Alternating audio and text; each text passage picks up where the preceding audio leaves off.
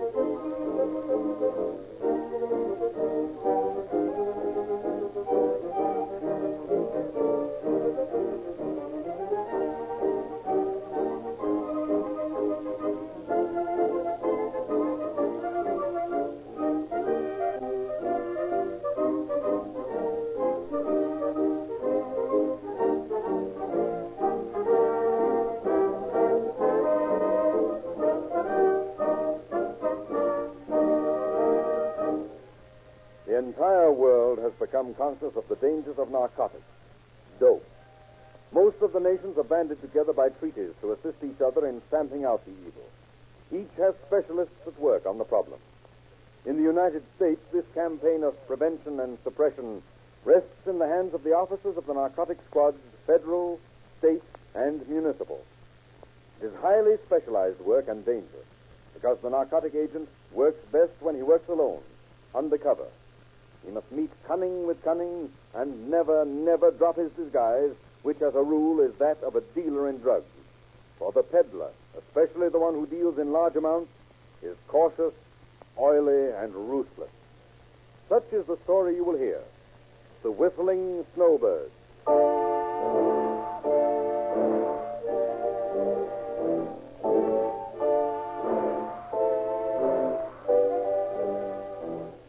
In October 1936, deep in the interior of Los Angeles' Oriental section, two unkempt men browse through the narrow alley-like streets.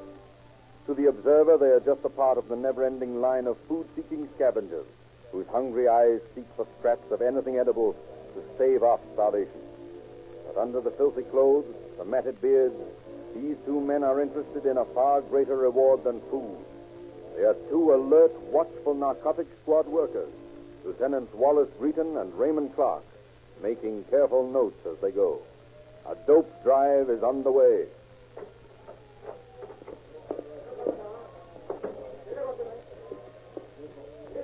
You are wanting something? Oh, just looking around, seeing the sights. You are having money? Maybe. Better maybe you are leaving. My people not enjoying a sight here. Maybe you could tell us so we might find some fun. You know, happy fun. Not understanding. You leave now. Oh, sure you understand. Fun. Not understanding. So sorry. All right, all right.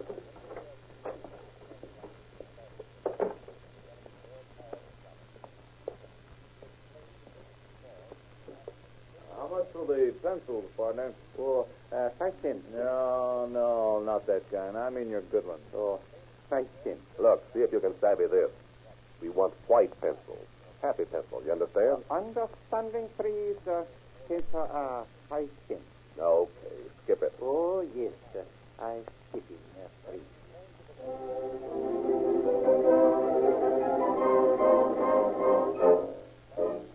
following morning in Captain Eddie Chitwood's office. Hiya, boys. No, morning, Eddie. Hello, Eddie. How's she going? Any results? You tell him, Ray. Okay. No results, no sale, nothing. Those slant-eyed devils don't know what it means to talk. All they can say is, understanding, please. Oh, yes, understanding, please. Bunch of parrots. You boys don't sound too happy about it. Who would? After spending nights wandering around those joints only to hear the same thing every time we asked a question. That's the one thing you just can't do to an Oriental, Ray. Ask questions. The minute you do, they forget how to speak English. And boy, I know. Yeah, we know, too. The only trouble being the fact that we don't speak their language. Yeah, I'll tell you what we better do, boys. It's since there's a new shipment of morphine in town. From all I can gather, it's a big one. Enough to supply every addict in Southern California. And what's more, we've got to locate where it's being stored, who's peddling it, and who's behind the deal. Aside from that, there's nothing to worry about, right? That's right, Ray. Only don't sound so pessimistic about it. Now, I've got an idea. Good. I'm glad somebody has an idea. I've run out of them at this point. I doubt that, Wally. Never saw the time yet when you couldn't think something up when it was needed. However, this idea of mine can only be worked by one man. How about my doing it, Eddie? Hey, wait a minute. I'm no Oh, cripple. no, take it easy. I haven't even told you what it's all about yet, and you're fighting about who's going to do it. Well, sure, but if there's going to be any fun... I'm going to do it alone. I was afraid of that. Yeah, this has got to be a one-man job. And here's the little man who's going to do it. I'm sorry, boys. You mean we can't even get in on it? I'll need you both a little later on, but in the beginning, you can just relax. Take it easy. Well, suppose you give us a clue. You know, a vague idea of where to ship the body and all that. Yeah, sure. I'll be glad to. Beginning tomorrow, Captain Eddie Chitwood is out of town. You know, gone, left, not here. Yeah? I understand you're out of town. Right. Only I'm not out of town. Also, starting tomorrow, my name is Eddie Spencer, and I don't like the police. And I'm a bigger and better morphine buyer from the East. You get it? Vaguely. You're going in for a little private dope buying. I hope. But since it's so far beyond those few little peddlers you boys have talked to, we haven't any idea who the top is. Now, this Eddie Spencer intends to spend enough time in the district to worm his way into the confidences. And eventually, I hope to meet the big boy himself. Sounds pretty risky to me, Eddie. Suppose one of those boys you sent up a while back just happens to see you. Think how much it'd be worth to him to peddle that information to some of that ring. And if he did, where would you be? Floating, face down in the Los Angeles River, most likely. Exactly. Those boys don't fool around. And neither do we, Ray. So tomorrow, I'm off. You two might sort of keep a check on me if you want to, just in case I need you, but don't tell anybody else where I am.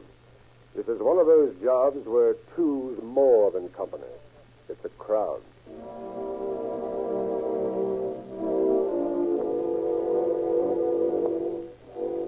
The following day, Chitwood carries out the first step in his dangerous plan. Becomes Eddie Spencer, big-time dope peddler in search of morphine. For several weeks, he frequents dingy Oriental dens, talking just enough to let anyone interested know that he's looking for a business deal, that he has plenty of money to play with. But as the days go by and no contact is made, his hopes begin to go down. Determined to stick with it as long as is humanly possible, he continues to make the rounds. And one night, in a small restaurant, as he sits alone, finishing a tasty dinner of fried rice and shrimp, a small, nervous-looking Oriental comes to his table, introduces himself. You are Mr. Spencer, yes? That's right. Are you looking for something to buy? Maybe. That is good. If you would be interested, I might be able to help you. How do I know you're on the up and up? I will show you, if you are interested at all. Well, I don't know anything about you, but I'll listen to your proposition. What's the deal? We cannot talk here. You come with me to my friend. Now, wait a minute. Listen. I don't like too many people in on my business. You can tell me enough to know whether or not I'm interested right here. In the first place, what can you supply me with? Oh, not able to telling you. My friend, he knows. No, I don't like it. You can take your choice now. Tell me what I want to know right now, or forget the whole thing. You come with me. My friend. I know. Your friend will tell me, but that's out. I don't go anywhere with you until I get an answer. If I were to tell you it is morphine, would you come to my friend? Perhaps. Then I say it is morphine. The very best. You come now? Where is your friend's place? You come with me. I shall. Okay. I'll talk to your friend. Only I'm warning you, if this stuff isn't the best, no deal. Oh, yes, very best of stuff. You come.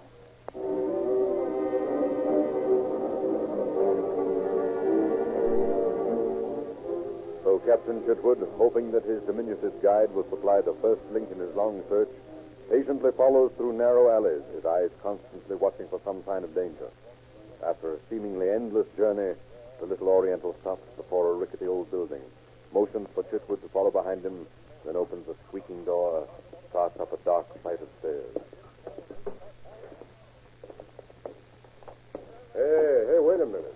Yes? What is this? I don't like the look of this place. My friend is here. You come. Well, all right, then. Go ahead.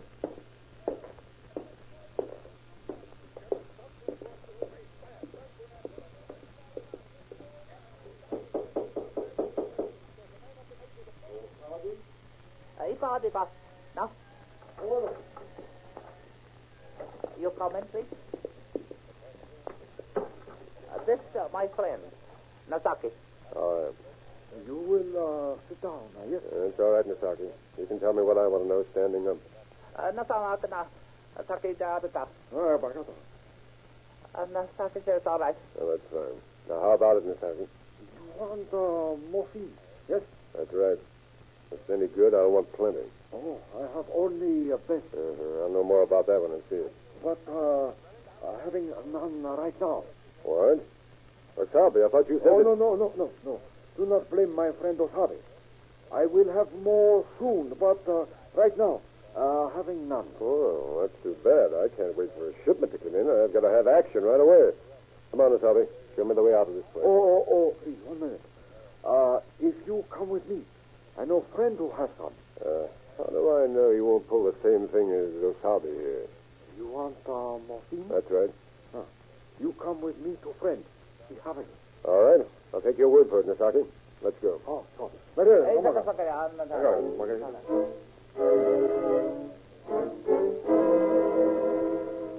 So once again, Chitwood makes a journey, this time led by Osabe's friend Nazaki. After several minutes of walking, they enter a small restaurant, seat themselves at a secluded table. Excusing himself, Nazaki leaves Chitwood alone for a few minutes, then returns with another Oriental. And after an exchange of brief formalities, the newcomer gets down to business. My friend Nasaki tells me you are wanting morphine. That is correct, Mr. That is Spencer? entirely correct. I understand you can supply it. I can. Good. If it's any good, I'm ready to buy 5 pounds. It is good, but 5 pounds. What's the matter with that? Only that I not have that much. So sorry, Mr. Spencer. You can't get me 5 pounds? Sorry, but I have idea how you can get that much. Don't tell me you have a friend, too. I have friends. There is chance they might help you. All right. Where do we go to see these friends of yours? I will take you to them. Only one thing, Mr. Spencer. Yeah? My friends, they are very particular. You will let them speak our business first. Understand? Oh, sure, that's all right with me. That is good, then. We can go now? Anytime you say. Sooner the better for me. Then, if you will follow me, we go.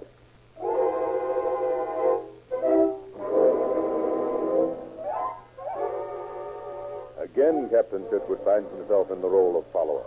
And again, he makes a roundabout journey through the alleys of the district. But with each change of guide, his goal seems to come closer, and his hopes are of the highest when they finally enter another small restaurant on the other side of the district. Again, seat themselves at a small table. A short time later, his latest guide introduces him to 3 educated-looking Orientals. This time, Chitwood feels he is at last on the right track. Hiding his impatience, he follows instructions. There's nothing of the business at hand, while Messrs. Okai, Shizu, and Nagai exchange polite generalizations with him.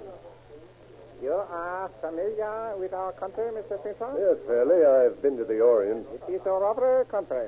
You've been in America for some time, huh, Mr. Okai? Oh, several years. Your English is so good, I thought you must have lived here for a good many years. Happy to hear you say that, Mr. Spencer. It's a compliment. You are not drinking with us, Mr. Spencer. Why is that? I never drink when I'm doing business. Oh, then I will drink your glass. Well, certainly. Just help yourself. I think perhaps we should go somewhere else, eh? This place, it is tiresome. Anything you say. That is very good. I have a place in mind. Very nice place. We will go there?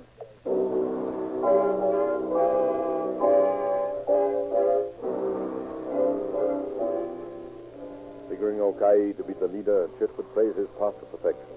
Not one word of business has been mentioned. At no time has Okai so much as hinted of the thoughts running behind his mask-like oriental face. And yet Chitwood realizes that this is the supreme test. An old hand at narcotic investigation and familiar to the ways of the Oriental, he knows just what he is being subjected to. At each place, he is being carefully studied by other members of the dope ring. As he sits in the latest one, an Oriental nightclub, his thoughts are not of the happiest. Should one person recognize him, the result would be more than unpleasant. He is in so deep, there can be no turning back now. So, surrounded by his three companions, he tries to appear unconcerned. See, Mr. Spencer, my people are rapidly acquiring the dance customs of your country. Music, dance, even the dress. Yes, I noticed that. It's a surprising thing. There are many surprising things to be found here. Yes, that's right, Mr. Nagai. I can see that. Things that would perhaps astound even one so used to excitement. The excitement of America, I mean, after you. Yes, I had no doubt of that, Mr. Nagai. No doubt at all.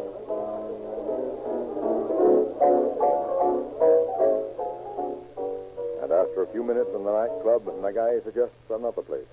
Accordingly, the four pay their bill and leave, moving to another club. And as they sit at their table, Chitwood suddenly looks up directly into the inquiring eyes of a small Oriental standing a few feet away. For an instant, the two stare at each other. Then the Oriental turns his head away, pays no more attention to him. And Chitwood, for the first time in a long minute, breathes again. The man is a peddler who only 10 years ago he had sent to San Quentin on a narcotic charge. Suddenly, a moment later, Nagai suggests they go outside. After again paying a small bill, they leave the noisy club, huddle in the quiet street in front. And to his surprise, Chitwood sees Chizu and Okai continue on down the street, leaving him alone with Nagai. What's the idea, Nagai? Where are your friends off to? I am telling them to go. We will talk our own, Mr. Spencer. And I still don't get it. Too many people in on a deal. No one can make any profit. We do business our own. You've been a long time coming to the point, Nagai. I've only taken the precautions necessary. Now I'm satisfied. Good. I'm informed you are wishing £5. That is right? That's right. Very well. Tomorrow night, you will meet me at my hotel. I will have what you desire with me. You will have a necessary amount of money, $5,000. Well, I've got to test the stuff first, Nagai. Oh, that will be satisfactory. When we meet, you may do so. Okay, if it's good, I'll take the £5 tomorrow and sign a contract to buy more each month. Now then, where's your hotel? I will show you now. That way will be no mistakes made tomorrow. Good enough. Let's go.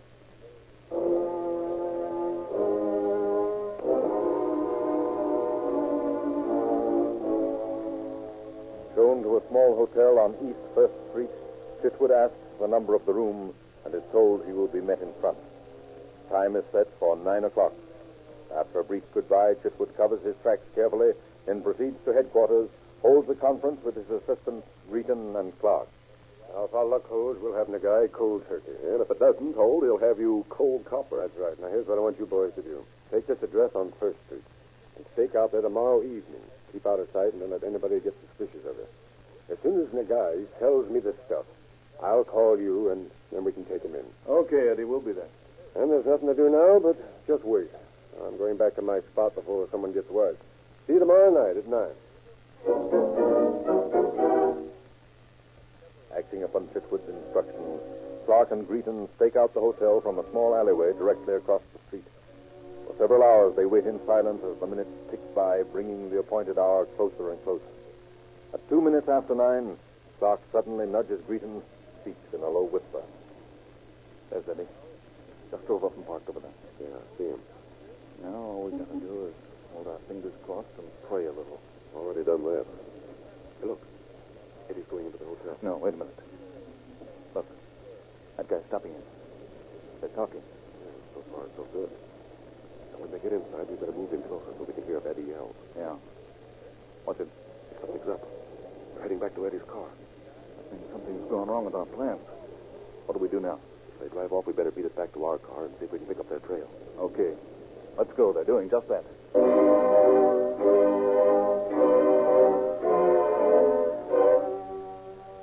Rushing back to their car, Greeton and Clark drive round the block looking for Chitwood's car. But there's no sign of it. Accordingly, doing the only thing left to do, they start a wild drive through the narrow streets, hoping against hope that they will locate Chitwood in time to carry out their plan. And in another part of town, Chitwood obeys instructions as they are given him by Nagai, turning first right, then left, then right again, until all sense of direction is completely lost. Turning right at this corner. Right it is.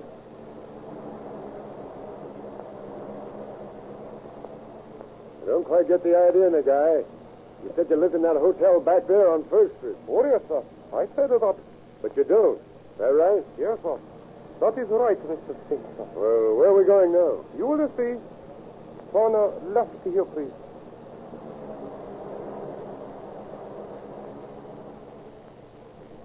It is my business to be very careful, not to take chances, Mr. Spinster. Yeah, I agree with that, all right. Only this seems like a pretty long way to get anywhere. You will drive in direction I give you, then we will talk. Okay, Nagai, it's your deal.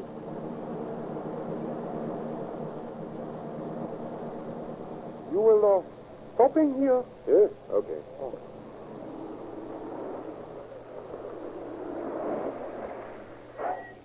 Hey, what the deuce? This is within a block of the place we started from. This is our destination, however. And now, Mr. Spencer, come. We will go to my room. Oh, wait a minute there. I've got an idea. Why don't you bring the stuff down here to the car? I can test it here, and if it's okay, I'll give you the money. I've got the money right here in this briefcase. Oh, why should I doing that? Well, it's only that I thought it might look funny, my going in this hotel with you. It will not look funny. Many white people go in this hotel. We will going upstairs. Oh, okay. What's the room number? You will see when we get to it. Come, please.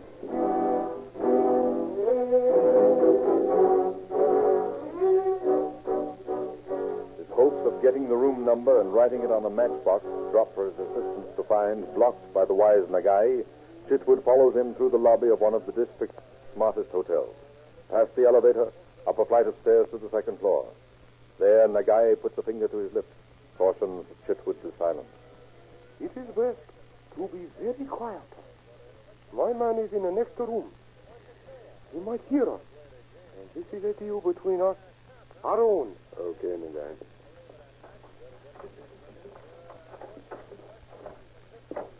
All right. Oh, coming inside. Now, please, if you will show me money. Sure thing. There it is.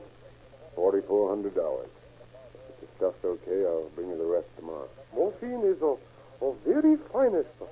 My brother in Orient manufactures same. It's the very best. All right, let's see it. All right. It is here in this suitcase. This overcoat is very fine garment, Mr. Spencer. Most valuable. You see, from writing, I remove these little pockets. And there is your morphine. Let me have one of those packets. Oh, yes, sir. Certainly.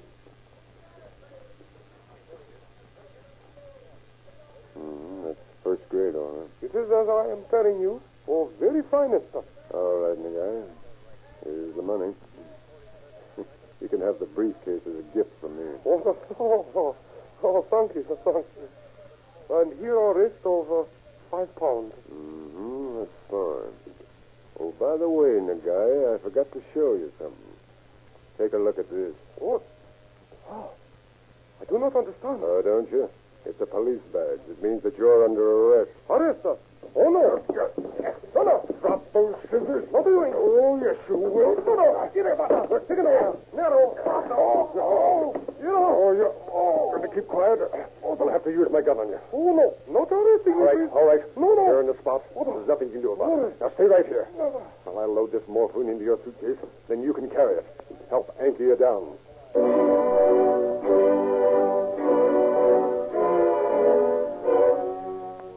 But getting Dragging the now thoroughly frightened and desperate Nagai down the stairs proves to be more of a job than Chitwood has bargained for.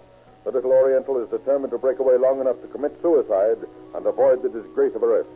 And Chitwood has the task of carrying the briefcase full of money, keeping a firm grasp on Nagai's arm, and holding his gun in readiness all at the same time. Twice on the way down, Nagai breaks away, and Chitwood has to overpower him by force. But at last, after 3 stops, they reach the sidewalk. And now a new problem faces Chitwood.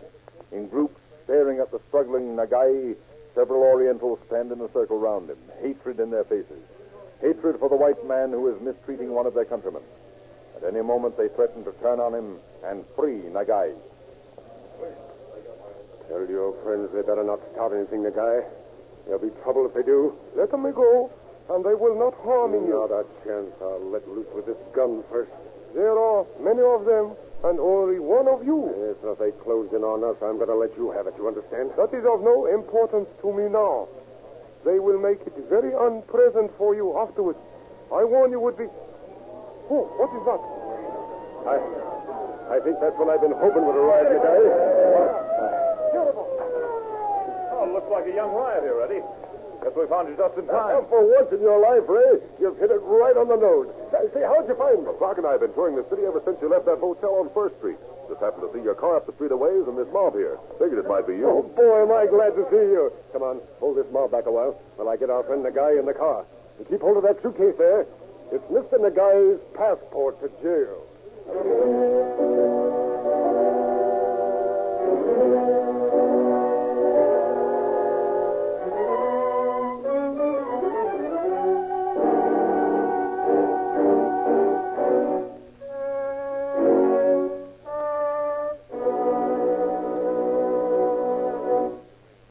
Dope addicts who are happy because they're in possession of a store of their favorite narcotics, or because they know where their supply can be obtained without much trouble, are sure danger signs for police or federal narcotic bureaus.